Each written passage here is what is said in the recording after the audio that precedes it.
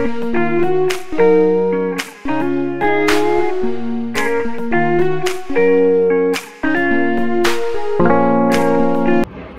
tignan nyo, ang cute. Nabili ko sa Temu. Dapat pang picnic to pero sobrang liit. O, diba? O, diba? Ang cute niya. Lagay muna natin siya dyan.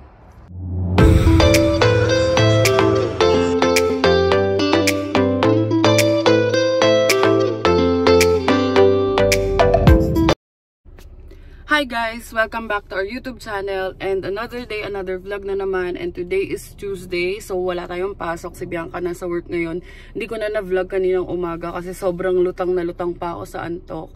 So nag-ayos lang naman ako ng room and ng mga gamit ko, nag-prep na rin ako kasi meron tayong upcoming trip and medyo matagal-tagal tayo mawawala. So last day ko sa work kahapon.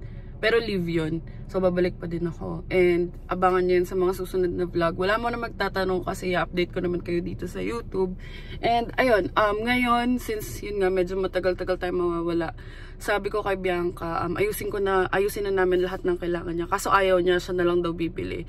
But, I know na mahirap lalo na kapag walang car kasi ako lang yung nagda-drive sa amin. So, ang gagawin ko ngayon, hindi niya alam, pupunta na ako ng grocery, tapos bibili ako ng onting stuff for her, like foods, and onti lang naman, kaya dala-dala ko yung cooler sa likod. And hindi niya to alam, kasi sabi niya siya na nga lang daw. Alam ko namang ayaw niya lang ako ma-hassle, or like, iniisip niya rin yung gastos. Pero yun nga, since hindi rin naman tayo makapag-grocery sa first of the month, so wala tayong grocery vlog this month, so samahan niyo ako, bili tayo ng onting foods. Let's go. Yan guys, nasa No Frills na tayo. So, ayun, 5 minutes. Actually, wala akong 5 minutes. Yung mga 3 minutes drive lang from our home. So, let's go. May dala akong $1, pero pwede na to.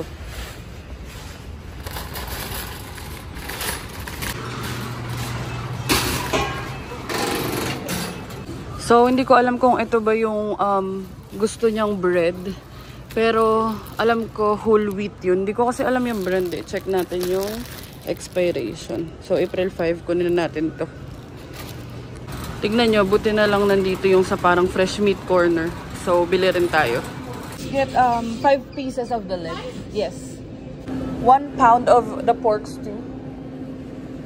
So, ayun guys, kumuha tayo ng 1 pound nitong pork. Kasi si Bianca lang naman kakain. Tapos, 5 pieces nitong drumsticks.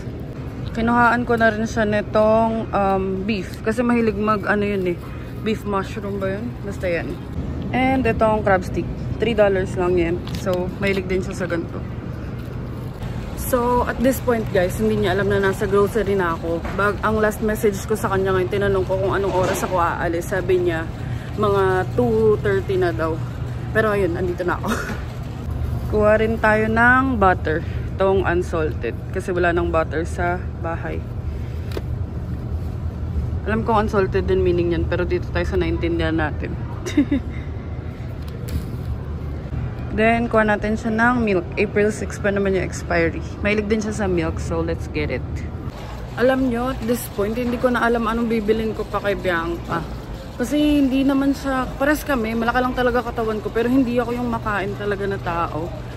Yung like sobrang daming kumain. Mahilig ako kumain like mayat maya. Pero like yung big serving hindi. And ngayon lang ako nakapag-grocery ng matiwasay. Kasi kapag kasama ko yun, puro siya no, no, no. So I decided na i-surprise na lang din siya. Pero wala na siya magagawa. Ayun, hindi ko rin alam kung nabanggit ko na dito na ang sabi ni Bianca siya na nga lang daw mamimili. Pero ayun, para at least meron na sa bahay. Eh, ang ugali niya pa man din is kung ano yung meron sa bahay, yun muna inuuna.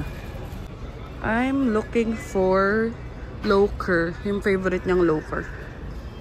Kasi parang wala yatang loker dito. Hindi ko maalala. Tagal na namin na nag-grocery dito sa, No Frills.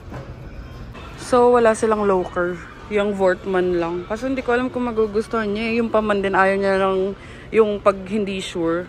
Mas okay sa kanya na yung alam niyang brand na lang. So, let's not get it. So, ayan. It wouldn't be cream of mushroom kung walang mushroom. Lagay natin. Also, bacon. Ayan.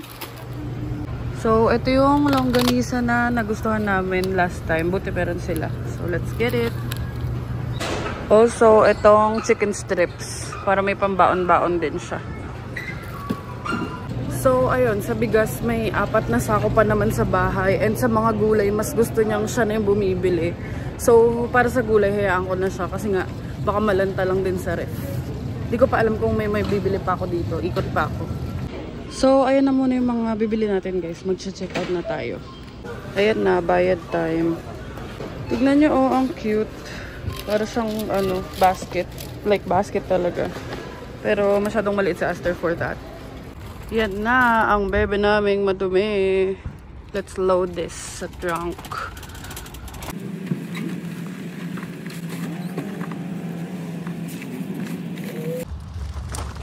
So, ayan na ang napamili natin. Saksak natin dito. And ibabalik na natin yung cart.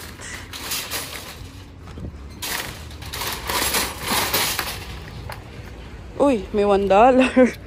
Kalain nyo yun. Hindi ko napansin yung kanina. Ayun, lumabas. $1 ba to? Ay, hindi, 25 cents lang pala. Pero pwede na. Pera din to. Let's go.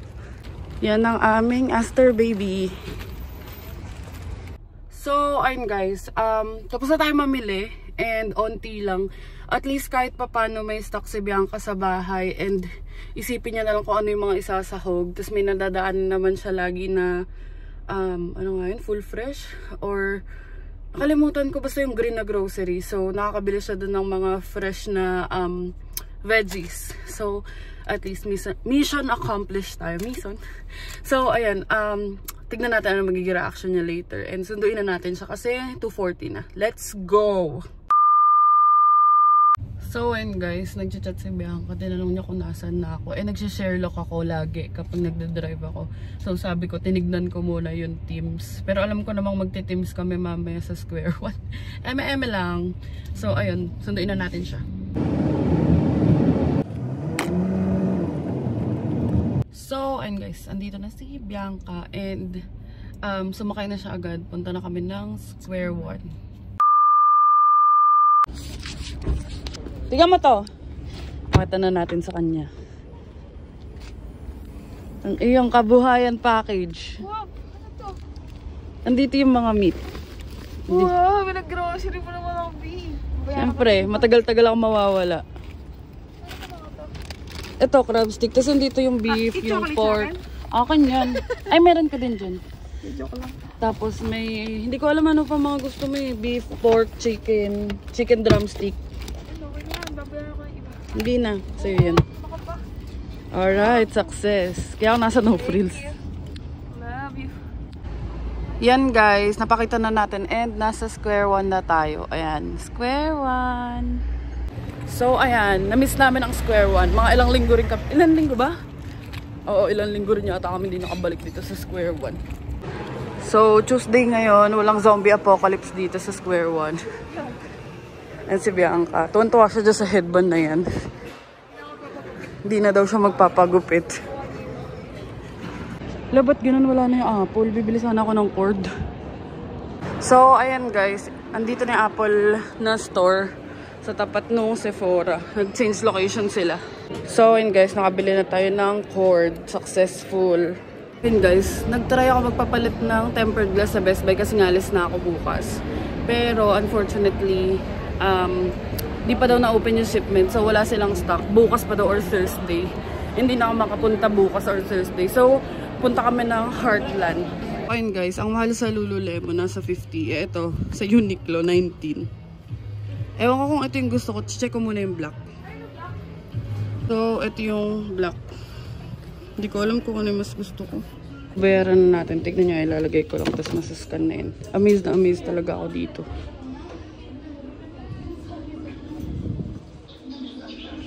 O, diba? Na-read agad. Ayun guys, nakapag-check out na tayo nung bag. As usual, wala na naman kaming plastic o kahit na ano. And ayan, papunta na kami sa Heartland. Guys, papunta na kami sa parking. Actually, parking na kami. And if you're wondering, andito ang Sheridan. May branch din yan dun sa may pa Brampton eh. Andito na kami kay Aster, and yung ipapapalit ko nga na tempered glass, yun yung matagal ko na sinasabi yun basta yung sa mga hindi pa nakakapanood, nag-avail ako ng 1 year which is $22 lang. Dito kasi pag nagpapalit ka parang $19 each, so nakakatatlong pampalit na ako, pang-apat na to, and sulit na sulit. So ayun, bago umalis papapalit na natin siya. Let's go! Fine guys, andito na tayo sa Best Buy. Try natin. Sana meron silang stock dyan. Hindi masyado malamig. Alam ko nasa 9 or 8 degrees ngayon.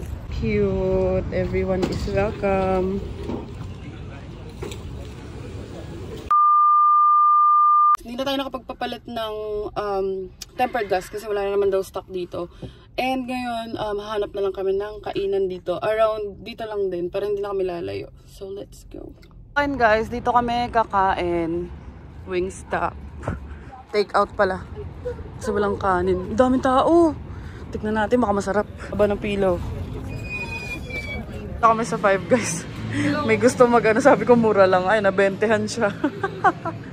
Pero sana naman masarap. Kasi alam namin sikat to dito eh, no?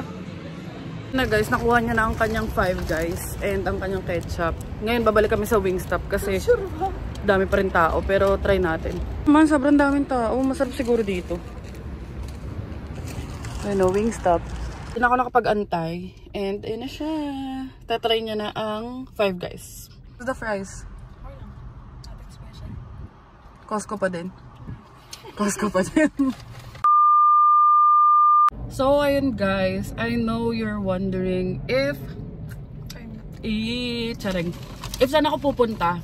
So, i-share na rin namin dito. Yung mga evil eye dyan, medyo huwag mo na kami nood. Charing. Pero ano, yun nga. You might be wondering kasi kanina ko pa sinasabi na may pupuntahan ako. Lalayo ako for a good long time. So, i-share na namin sa inyo. Bukas na yung flight ko. So, mag-iwalay na kasi kami. Hindi. We have decided na umuwi ako ng Pinas. Actually, hindi siya planned. Like, nagkukwento lang ako sa papa ko na uuwi ako yung friend ko, kinita namin. Uwi siya ng India, tapos sabi ni papa ko, buti pwede. Sa Kapampangan, buti pwede. So, ayun, sabi ko pwede kasi if not now, kasi naka-term break ako, if not now, parang since may plans na kami ni Bianca after graduation, so baka after PR na ako makakauwi. And then, ayun, pinacheck niya na ako ng ticket. Tapos kinonfirm ko sa papa ko kung pinapayagan niya ba ako. Sabi niya, yes daw. Kung may murang ticket daw. Sabi ko, hindi na, okay na, ako na bahala. Basta payagan mo lang ako. Tapos syempre, hindi naman din ako nag-book right away. Napakadami ko pang kinonsider. Tapos yun, nag-usap kami. And tinanong ko siya kung okay lang ba sa kanya. Yun, okay lang naman. Kaya rin napapayag ako kasi nga, dapat nga yung family niya pupunta dito. Originally Yung agad dapat, like within this September kaya pinapayos ko na yung visa nila. Pero nga, napag-isipan din namin na parang pag silang tatlo pa pupunta dito, medyo mabigat, magastos nga pa kasi nga kakakuwalan din ng sasakyan. Although hindi kami yung inoobliga ng papa ko. Hindi naman, pero syempre nakakaano naman na bibisita sila dito. Dapat kahit pa paano mapaggastosan din namin yun. So yun nga, sabi ko yun, nag-ano siya na gusto niya umuwi, sabi ko yun, na mas okay na siya na lang umuwi kasi nga hindi ko lang na video that specific moment, pero nung umaga na yun hinatid ko siya, sabi ko sa kanya gulong-gulo na ako kasi nakapag-promise din ako sa baby brother ko na siyempre dadaling ko sila dito, ganyan. So sabi ko sa kanya, love kung ikaw, ano yung magiging decision mo. Tapos as in walang, di matagal yung pag-iisip niya. Sabi niya, ako love, kung ako tatanungin mo, okay sa akin, mas okay na ikaw muna ang uuwi. Tapos paghandaan na lang natin yung pagpunta nila tito. At least by then, hindi na ako student, pares na kami naka full time. Kasi napaghandaan namin. Kasi syempre ang gusto naman namin is makabawi sa papa ko. Kasi like this time, this time, kakabayad lang namin ng tuition. And share sila ni Bianca doon. So syempre, it's a good amount of money din. So, ayun. Kaya nung itong pag-uwi ko na to, nag-book agad ako ng ticket. Ay, hindi pa pala ako nag-book ng ticket. May isang tao pa akong kinonsider. Yung brother ko, kasi nga napangakuan ko siya. Tapos, sobrang amazed kami sa sagot niya. Kasi, sabi ko sa kapatid ko, tanungin mo kung okay lang ba sa kanya na hindi mo na siya makapunta dito sa Canada kasi nag-promise ako sa kanya. Tapos parang ang sagot niya is, kung hindi pa sure yung Canada, ate, uwi ka na lang. Eh, sakto magba-birthday din siya. And ayun nga, yung nakwento ko sa inyo na yung lola ko ng hospital. So, G talaga ako umuwi. And, ayun, bukas, flight na natin. And hindi ko alam kung kailan ko ito masya-share. But sana manood pa rin kayo.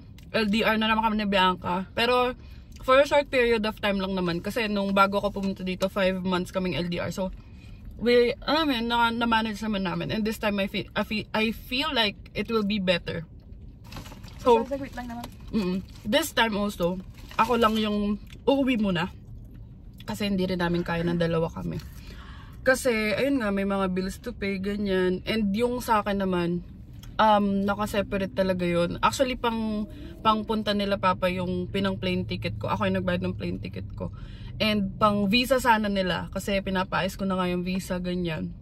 So, ayun yung ginastos ko pang plane ticket. And then, may nakatabi ako for pocket money. Pero sabi ng papa ko, siya daw bahala sa akin. So, sobrang excited na ako. Kasi, saktong Holy Week pa yung uwi ko. So, uwian ng mga cousins ko sa Tarlac. So, ayun, papakilala ko sa inyo ang aming buong angkan. And sabi ko kay Bianca, syempre, adventures to. May parang Angel Goes to Philippines. Pero isasama pa rin natin yung clips from Bianca. Sabi ko sa kanya, kung hindi niya makakalimutan, masyado siyang makakalimutan. Pero ayun, I'll keep you posted. And sana manood pa rin kayo sa ating Philippine adventure. So, ayun. Ayun lang naman, sinare lang namin na uuwi ako ng Pinas. Also, Excited na yan. since international student ako, i-update ko kayo kung ano yung mga tanong, ano yung mga process. So, sa next vlog na yun, pati yung pag-uwi ko sa first day ko sa Pinas. So, ayun lang naman. Habang nagmumukbang kami dito sa kotse at amoy burger na si Aster. So, ayun guys, since sobrang haba nga ng pila sa Wingstop, dito na lang kami sa Seafood City. Ever-loving Pinoy supermarket. Yoko na ng Jollibee, nawa na ako. May ubi pa yun sila na po. May ganito sila dito. Ay, dito kami sa Filipino grocery and na-excite ako kasi hindi ko na kailangan bumili. Kasi bukas, hindi, sa other day pa pala, I'ma have it all. Nasa listahan na, nakalist na yung mga bibilin ko, tsaka mga gusto kong kainin, mga gusto kong gawin. So, hopefully magawa natin in a short period of time. And then dito ako sa grocery kasi bibili ako ng water. Kasi mahal pa dun sa may parang food court. Guys, ang in-order ko is bagnet solo, $13. And hers is, ano yan? Bacon cheeseburger ng Five Guys. Try it. Sarap? Oh, goods daw. $20 ba naman? Di ba sarap yan? Bawala ako. Let's eat! Siyempre, ang babaeng mahilig sa kanin. Let's eat. Crispy bagnet. Sana crispy. Kasi parang nahirapan si ate magtagtad kanina. Chopsticks ka pa. Madali.